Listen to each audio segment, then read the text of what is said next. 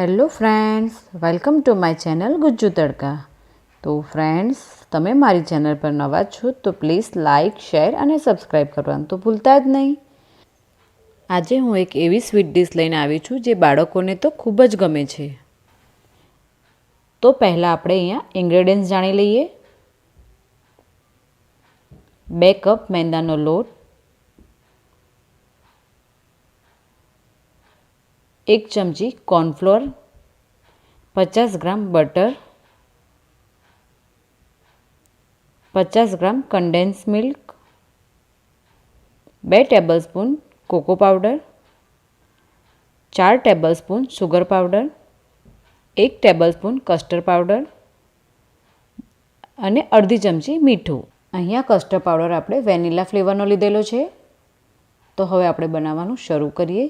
સૌપ્રથમ આપણે અહીંયા મેંદાના લોટને ચાળણી વડે ચાળી લેવાનો છે.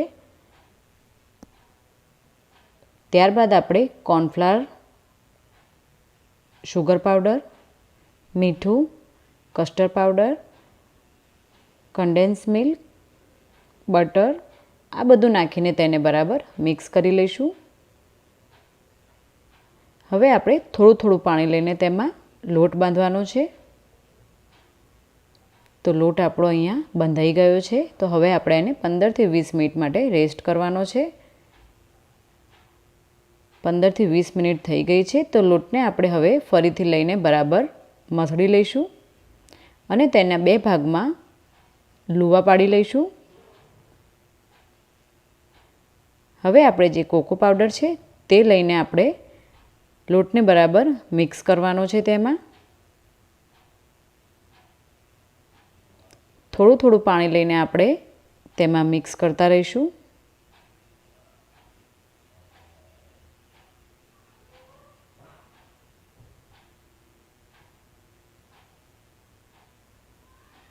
તો લોટ આપણો અહીંયા રેડી થઈ ગયો છે. તો હવે આપણે એક પ્લાસ્ટિકની કોથળી લેવાની છે અને તેને આવી રીતના અંદર ઘી લગાવીને આપણે તેને અંદર મૂકી દઈશું અને ઉપરથી આપણે તેને વેલણથી હળવા હાથે વણી લેવાનું છે. અહીંયા આપણે તેને સ્ક્વેર શેપ આપવાનો છે.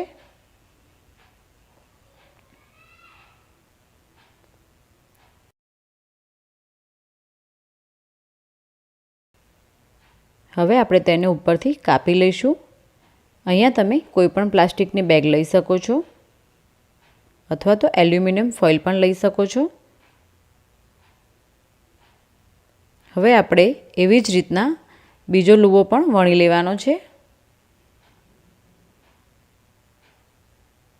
તો હવે વણાઈને રેડી થઈ ગયું છે. તો તેને પણ આપણે ઉપરથી કટ કરી લઈશું.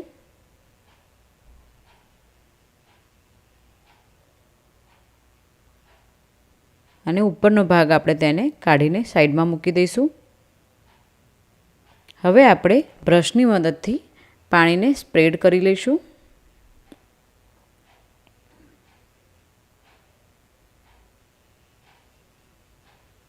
અને જે આપણે ચોકલેટવાળું રેડી કરી દીધેલું છે તેને આપણે હળવા હાથે તેની ઉપર મૂકી દેવાનું છે.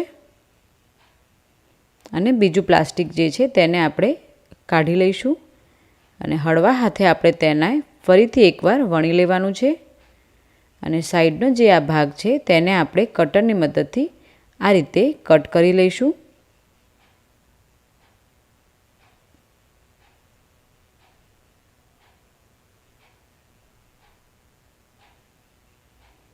હવે આપણે તેને રોલ કરતું રહેવાનું છે.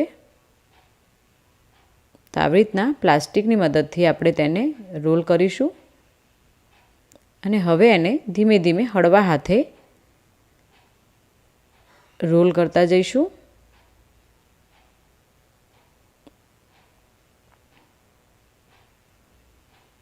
હવે તે જ પ્લાસ્ટિક આપણે તેમાં જ વીંટી દેવાનું છે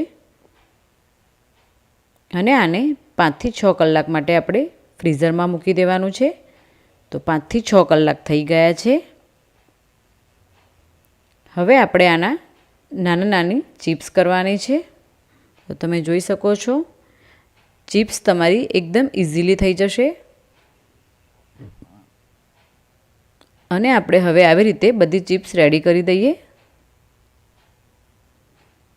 તો હવે બીજી બાજુ મેં તેલ પણ ગરમ કરવા મૂકી દીધું છે. તો હવે આપણે તેને ડીપ ફ્રાય પણ કરી લઈશું.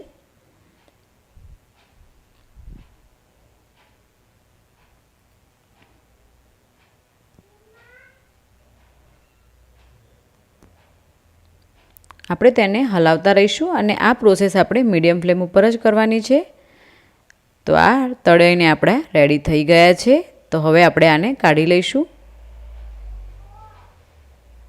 અને આવી રીતે બીજી બધી ચિપ્સ પણ આપણે ફ્રાય કરી લઈશું.